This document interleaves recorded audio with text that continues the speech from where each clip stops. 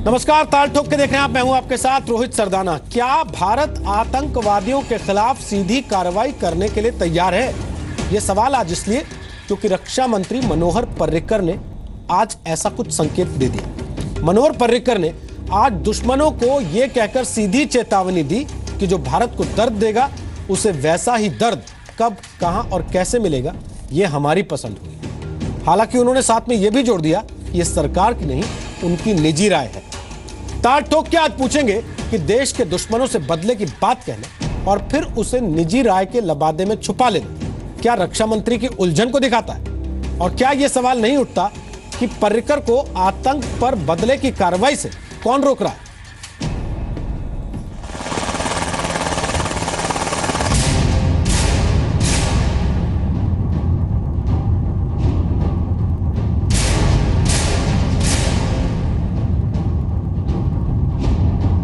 If someone is harming this country, I think that particular individual or that organization, I have purposely used the word individual or organization, should also receive the pain of such activity. Until this pain can be transmitted, he will always enjoy giving pain to us. देश के रक्षा मंत्री कहते हैं कि जो दुश्मन देश को नुकसान पहुंचा रहा है उसे भी वैसा ही दर्द मिलना चाहिए जो दर्द वो हमें पहुंचा रहा है। तो सवाल है कि पर्रिकर को उन लोगों के खिलाफ एक्शन से कौन रोक रहा है जो देश में घुसकर जख्म दे रहे हैं। सेना दिवस के मौके पर देश के रक्षा मंत्री की दुश्मनों को यह सीधी चेतावनी है कि जो दुश्मन भारत को दर्द देगा उसे वैसा ही दर्द कहां, कब और कैसे मिलेगा, यह हमारी पसंद होगी। Anyone who harms you, he understands the same language. How, when, and place should be of your choice. सवाल यह भी है कि जब पर्रिकर खुद मानते हैं कि चोट पहुंचाने वाले को जब तक दर्द का एहसास नहीं होगा तब तक भारत को दर्द देने वाले हमले नहीं रुकेंगे, और उसके बाद ये कहना ये उनकी निजी राय है, क्या ये बात देश के रक्षा मंत्री की उलझन नहीं दिखाती? देखिए, लंबी लंबी फेंकने में ये लोग माहिर हैं। जो सिर काटने की बातें किया करते थे वो पाकिस्तान जाके केक काट रहे हैं। तो जनता को उन्होंने चुनाव के समय में जो मूर्ख बनाया है वो अब स्पष्ट हो रहा है। पठानकोट पर हुए आतंकी हमले के बाद से ही आशंका जताई जा रही है कि पाकिस्तान ठोस कार्रवाई के बजाय 26/11 की तर्ज पर सिर्फ बयानों से ही बहलाने की कोशिश करेगा। तब सवाल पूछे जा रहे हैं कि भारत पाकिस्तान की ओर से कार्रवाई का इंतजार आखिर कब तक करे। खुद प्रधानमंत्री नरेंद्र मोदी से लेकर गृह मंत्री राजनाथ सिंह और रक्षा मंत्री से लेकर सेना प्रमुख अलग अलग मौकों पर कह चुके हैं कि पाकिस्तान से हो रही आतंकी हरकतों का मुंह तोड़ जवाब दिया जाएगा। तो क्या आज पर्रिकर का ये बयान इशारा करता है अब आतंकियों को उन्हीं के घर में घुसकर मारने का वक्त आ गया है? क्या अब आतंक के खिलाफ जुबानी जंग का वक्त खत्म हो चुका है, या फिर क्या पर्रिकर को आतंक पर बदले की कार्रवाई से रोका जा रहा है? तो आपको बता दें कि ताल ठोक के आज हमारे साथ बात करने के लिए कौन कौन से खास मेहमान हैं। डॉक्टर संबित पात्रा हमारे साथ हैं, बीजेपी के राष्ट्रीय प्रवक्ता हैं, पेशे से सर्जन हैं। 2006 में स्वराज नाम के एनजीओ की स्थापना कर चुके हैं जो दलितों के लिए काम करती है। अक्सर आप उनको टीवी चैनलों पर सरकार और बीजेपी का पक्ष रखते हुए देख सकते हैं। हमारे साथ इस वक्त दूसरे खास मेहमान हैं, रक्षा विशेषज्ञ रिटायर्ड लेफ्टिनेंट जनरल सैयद अता हसनैन साहब, पाकिस्तान के साथ ट्रैक 2 डिप्लोमेसी के खास तौर पर जानकार कहे जाते हैं। 1990 में पंजाब में उग्रवाद के खिलाफ सैन्य अभियान में उनकी अहम भूमिका रही है। उसके पहले श्रीलंका में चलाए गए ऑपरेशन पवन में हिस्सा ले चुके हैं। मोजाम्बिक और रवांडा में यूएन के मिशन में काम कर चुके हैं। और आतंकवादियों के खिलाफ सैन्य कार्रवाई होनी चाहिए या नहीं होनी चाहिए, और होनी चाहिए तो कैसे होनी चाहिए, उस पर भी उनका विशेष टेक है। एमएस बिट्टा हमारे साथ होंगे, all India anti terrorist front के चेयरमैन है। 2001 से पहले तक बेहद सक्रिय तौर पर राजनीति का हिस्सा थे। लेकिन अब शहीदों के परिवारों की मदद करने में अपना समय लगाते हैं। उन पर खुद पर आतंकवादी हमला भी हो चुका है।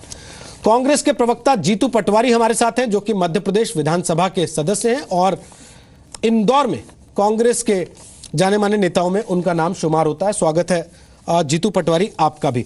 सबसे पहले संबित पात्रा, मैं आपसे एक चीज पूछना चाहता हूं। देश का रक्षा मंत्री एक बात कहता है एक मंच से, वो भी वो बात जो कि पूरा देश उनके मुंह से सुनना चाहता है, और वो उस बात को कहने के बाद कह देते हैं कि ये मेरी निजी राय है, सरकार की राय नहीं है। तो ऐसा तो तभी होगा ना जब सरकार की राय और रक्षा मंत्री की राय अलग अलग हो।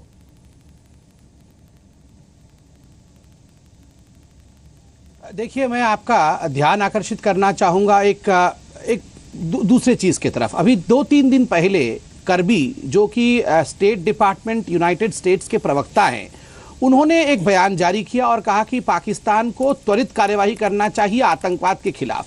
जब उन्होंने ये बात कही, उसके साथ एक लाइन जोड़ा कि हाँ, कई बार बहुत टाइम लग जाता है, जैसे कि ओसामा बिन लादेन के केस में पाकिस्तान में लग गया। ये चुस्की लेते हुए कहा और कहा कि ये निजी बयान है। तो आप देखिए, जब बड़े बड़े संकेत देने होते हैं तो बहुत विभिन्न तरीकों से ये संकेत दिया जाता है। आप ये तो मानेंगे कि जो हमारे रक्षा मंत्री हैं वह न केवल एक इंटेलिजेंट आदमी है, मगर एक दूरदर्शी व्यक्ति भी है। बहुत ज्यादा समझ रखते हैं, बहुत ज्यादा पढ़े लिखे व्यक्ति हैं। अपने शब्दों को नाप तोल कर किस प्रकार डिप्लोमेटिकली भी, इंटेलिजेंटली भी और पॉलिटिकली भी रखना है, वो इस बात को समझते हैं। 2 चीजें उन्होंने कहा है अपने इस भाषण में। एक तो उन्होंने कहा, अंग्रेजी में कहा, उसका हिंदी अनुवाद यही निकलेगा कि हम आंख झुका के नहीं, आंख उठा के भी नहीं, आंख मिला के जवाब देंगे। मगर कैसे जवाब देंगे, कहां जवाब देंगे और किस समय जवाब देंगे, वो वक्त भी, वो स्थान भी और वो तरीका भी हमारा होगा। इसको मैं प्रधानमंत्री के 2014 के इंटरव्यू से जोड़ना चाहूंगा, जब वो प्रधानमंत्री नहीं बने थे। उन्होंने कहा था, दाऊद इब्राहिम के बारे में जब सवाल पूछा गया था कि कुछ चीजें ऐसे हैं जो अखबार के में ना इंटरव्यू देके ना छाप के वो किए जाते हैं, उसमें आपको तसल्ली रखना पड़ता है। मैं इतना ही कह सकता हूं कि सरकार की नीयत बिल्कुल साफ है। ये बात आप रोज कहते हैं कि टीवी चैनल की डिबेट में ना तो ये तय होगा कि पाकिस्तान के साथ कैसे निपटना है, और ना ही टीवी चैनल की डिबेट में ये बताया जाएगा कि पाकिस्तान को लेकर क्या रणनीति है। लेकिन एमएस बिट्टा, पाकिस्तान जब चाहे आता है, हमारी जमीन पे बम फोड़ के चला जाता है, और हम बातों के बम ही फोड़ते रह जाते हैं।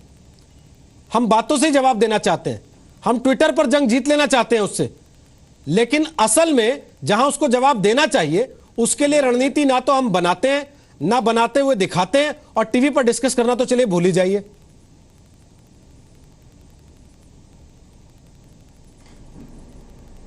आवाज बंद हो गई, आवाज बंद हो गई। एमएस बिट्टा, मुझे सुन रहे हैं आप? मैं अब सुन रहा हूं आवाज आपकी आई जी। मेरा पहली बात तो यह है कि अब आप हमें बुलाते हैं, हम आ जाते हैं, पर अब कोशिश यही होगी कि दोबारा बार बार आपके पास ना आए।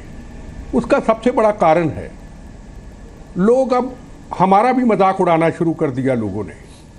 कहते बोलते बहुत है, होता कुछ नहीं, और बोलते बोलते जिंदगी का सफर गुजर गया। मैं किसी पार्टी के खिलाफ नहीं हूं, मेरी विचारधारा आज़ाद है।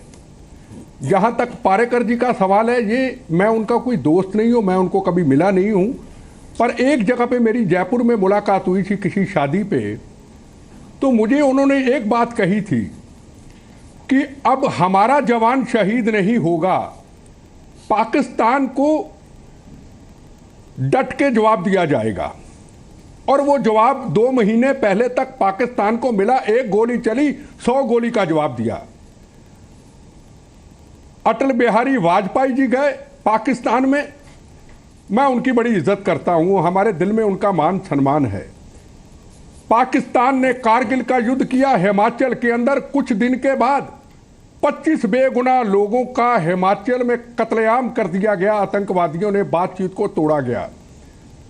जब हमें पता है कि पाकिस्तान धोखेबाज मुल्क है, इसने हमेशा हमारी पीठ पे छुरा मारा है, 65-71 की जंग से लेके कारगिल, पार्लियामेंट, 26/11, दीनानगर, आज पठानकोट, यह सुधरने वाला नहीं है। और आपको एक बात स्पष्ट कह दूं, नरेंद्र मोदी जी का पाकिस्तान के अंदर टेररिस्टों को इतना बड़ा खौफ था, कुछ देर पहले तक कांपते थे टेररिस्ट नरेंद्र मोदी जी के नाम के ऊपर कि खा जाएगा नरेंद्र मोदी इनको। पर कहीं ना कहीं हमसे चूक हो गई, हमसे गलती हो गई, हमें वहां नहीं जाना चाहिए था। और मुझे पता था आज नरेंद्र मोदी जी गए हैं, कुछ दिन के बाद यह वाकया होगा जो हमारी सुरक्षा का जिंदगी का एक्सपीरियंस है।